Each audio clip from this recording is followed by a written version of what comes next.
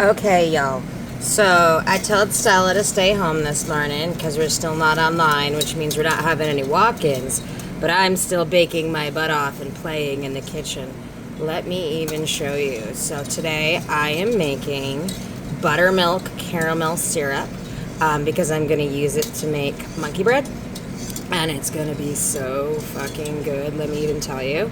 I get to play. Now, for those of you from Green Grow, you know what the easiest way to make this infused is? Use can of sugar. You can also use can of butter too. Caramel is actually one of the easiest things to infuse because you can use can of sugar, you can use can of butter. In my case, I used buttermilk. You can use infused buttermilk. You can put RSO in it directly. Caramel is seriously one of the easiest and most versatile things to make into an edible. You just have to make sure that you don't scorch away your THC. Remember, with caramel especially, once you get it to the boiling point, you reduce it to the lowest temperature that it will keep boiling, and I actually missed that here, so I'm bringing back up to temp for a couple of minutes. But if you scorch it, you're going to burn off a lot of your THC.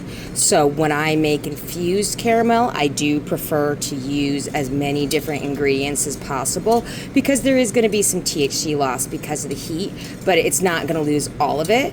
And I like my edibles, like my tolerance, extra strong. So buttermilk caramel,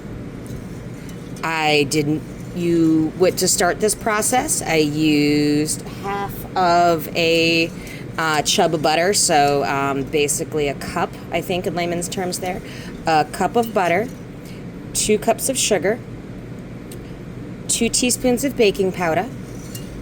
Sorry, my New England just came out there. Holy crap, baking powder. And then a cup of buttermilk. And you want to whisk it all together as the sugar dissolves.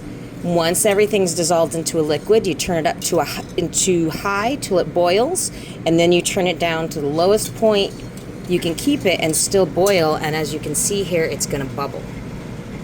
The baking powder is especially important because it gives it that beautiful rich caramel color.